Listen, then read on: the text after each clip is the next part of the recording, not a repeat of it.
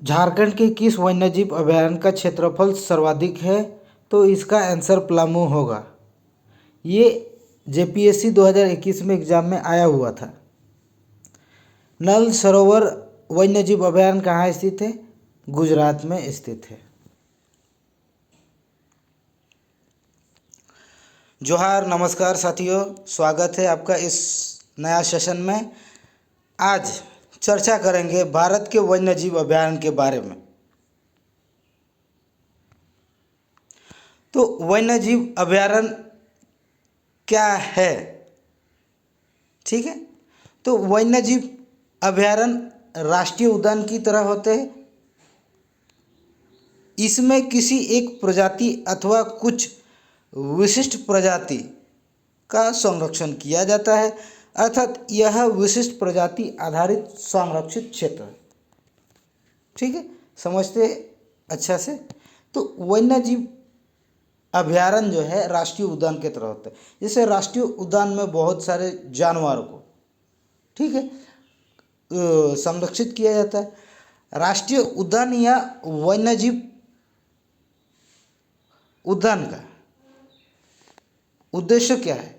उसका उद्देश्य यही रहता है कि कैसे वन्यजीव या कैसे वन्यजीव के जो जानवर जो है उसको संरक्षण प्रदान किया जा सके, कैसे उसको जो है अवैध तस्करी से बचाया जा सकते, कैसे उसको शिकार से संरक्षण प्रदान किया जा सकते। तो वन्यजीव संरक्षण में आपका वन में स्थित जो पौधे हो गया, वहाँ का पशु पक्षी हो गए, जानवर हो गए, सब आते हैं। तो इसी तरह वन्यजीव अभयारण्य में कोई एक विशिष्ट प्रजाति हो सकती है या उसमें 2-3 किस्म की प्रजाति हो सकती है, जिसका हम लोग वन्यजीव अभयारण्य के माध्यम से संरक्षण करते हैं। आई होप इसको आप लोग समझ गए होंगे।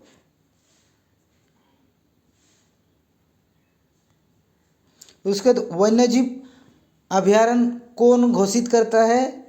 वन्यजीव अभयारण्य को राज्य सरकार घोषित करती है। घोषित करने से पहले उसको क्या क्या देखना पड़ता है और कहाँ कहाँ से परमिशन लेनी पड़ती है। ठीक है, तो जब राज्य सरकार किसी क्षेत्र की वन को राज्य की वन्य जीव अभयारण्य घोषित करना चाहती है, तो उसके लिए उस क्षेत्र के जो बोर्ड होते हैं, जैसे जलीय तंत्र के लिए जल बोर्ड होते हैं और वन्य जीव के लिए जो वन्य जीव बोर्ड होते हैं, तो उससे जो है पहले परमिशन लेनी पड़ती है राज्य सरकार को। उसके बाद अगर वहाँ से परमिशन मिल जाती है तो उसके बाद उस फलाना क्षेत्र को जो है राज्य सरकार वन्यजीव अभयारण्य घोषित कर सकते हैं। ठीक है, मान लीजिए ये जंगल है, वन है, और इसके अंदर जलीय क्षेत्र है ये, तो इसके लिए अलग से परमिशन लेना पड़ेगा। और इसके अंदर कोई पशु पक्षी है, जानवर है, तो ये जो है वन्यजीव बोर्ड के अंतर्गत आते हैं, तो उससे भी राज्य सरकार को परमिशन लेना पड़ता है। चलिए बढ़ते। उसका सबसे बड़ा वो सबसे छोटा वन्यजीव अभयारण्य कौन है? सबसे बड़ा जो है गुजरात में स्थित है। कौन सा? कच्छ डेजर्ट। ठीक है, और सबसे छोटा जो है लक्षद्वीप में स्थित है। लक्षद्वीप में स्थित है पिट्टीवो गुज आइलैंड। ठीक है, लक्षद्वीप कहाँ स्थित है उसका भी मैप में हम लोग चर्चा करेंगे। ठीक है, अभी देश में सर्वाधिक वन्यजीव अभयारण्य कहाँ स्थित है? अंडमान निकोबार द्वीप समूह। और कितनी है? 96। तो इसमें हम लोग चर्चा कर रहे थे कि लक्षद्वीप समूह कहाँ स्थित है, और इसमें जो है वन्यजीव अभयारण्य सबसे ज़्यादा कहाँ पे स्थित है? अंडमान निकोबार द्वीप समूह। तो अंडमान निकोबार द्वीप समूह कहाँ है?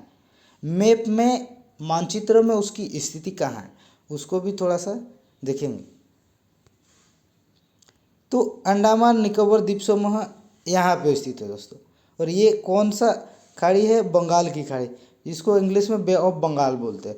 तो अंडमान निकोबार में सबसे ज़्यादा वन्यजीव अभयारण्य है, क्योंकि यहाँ पर जैविक विविधता बहुत ज़्यादा पाई जाती है। ठीक है। उसके बाद लक्षद्वीप। लक्षद्वीप का थोड़ा देर पहले हम लोग चर्चा कर चुके थे, जिसमें सबसे छोटा जो है वन्यजीव अभयारण्य स्थित है, पिट्टी व गुज, कुछ था, पिट्टी व गुज आइलैंड।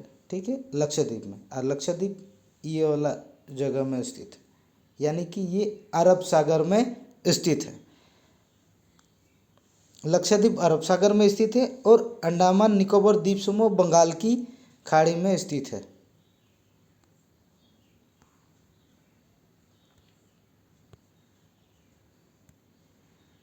बढ़ते हैं अभी झारखंड के वन्यजीव अभयारण्य।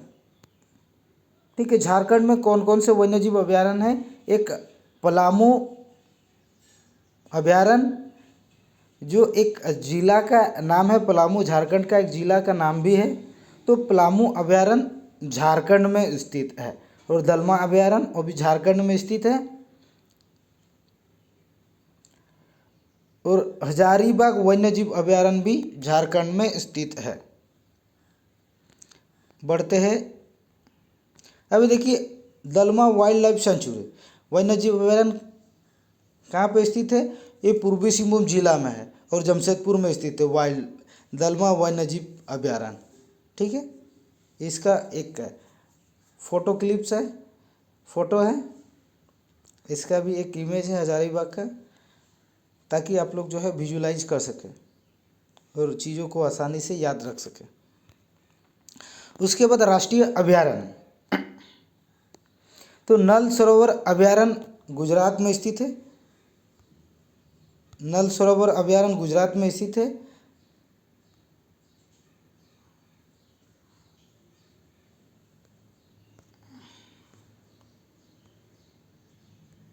नल सरोवर गुजरात में स्थित है। चंद्रप्रभा अभयारण्य उत्तर प्रदेश में है। सुल्तानपुर झील अभयारण्य हरियाणा में है। पेरियार से आप लोग वाकिफ़ होंगे ही। पेरियार कहाँ पे स्थित है? केरल में, पेरियार अभयारण्य। उसके बाद रणथंभौर कहाँ स्थित है? राजस्थान में। सिमलीपाल उड़ीसा। पराम्बिकुलम अभयारण्य केरल में है। पंचमढ़ी मध्य प्रदेश में, इसको आप लोग याद किए होंगे। कुंभलगढ़ अभयारण्य राजस्थान में स्थित है। ये जितना राष्ट्रीय अभयारण्य की सूची मैंने बनाई है, ये एग्ज़ाम में बहुत बार पूछे जा चुके हैं। तो कृपया करके आप लोग एग्ज़ाम में जाने से पहले इसको ज़रूर से एक बार रिवाइज कर लीजिए, ताकि आपसे इस टॉपिक से ये जो क्वेश्चन जो है नहीं छूटे। राष्ट्रीय अभयारण्य देखिए, फाखल वन्यजीव अभयारण्य का है तेलंगाना में।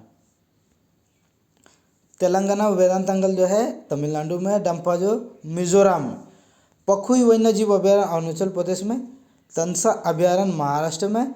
सोमेश्वर जो है कर्नाटक में। कैमूर वन्यजीव अभयारण्य बिहार में, और बिहार में स्थित है कैमूर। इंदिरा गांधी अभयारण्य तमिलनाडु में। ये जितना भी मैंने टॉपिक उठाए हैं, सब एग्ज़ाम का पॉइंट ऑफ व्यू से बहुत इम्पोर्टेंट है। और जितना भी अभयारण्यों की सूची मैंने दी हुई है, ये बहुत ज़्यादा इम्पोर्टेंट है, जो एग्ज़ाम में कभी भी आ सकते हैं। बढ़ते हैं वन्यजीव संरक्षण अधिनियम 1972। ये होता क्या है वन्यजीव संरक्षण? इस अधिनियम के माध्यम से क्या क्या काम होती है, यानी कि इस अधिनियम में क्या क्या लिखा हुआ है, क्या बताया गया है। तो वन्यजीव संरक्षण अधिनियम में वन्यजीवों का संरक्षण किया जाता है। वन्यजीवों के साथ साथ किसी वन क्षेत्र में पेड़ पौधे, पक्षी, जानवर आदि का जो है संरक्षण के बारे में बताया गया है। तो इससे संरक्षण जो है वन्य संपदा का होता है। वन्य संपदा के साथ साथ जो है वहाँ उपस्थित जो है जीवों का संरक्षण किया जाता है। और इसको जो है 42वां संविधान संशोधन 1976, यानी कि 42वां संविधान संशोधन 1976 में हुई थी।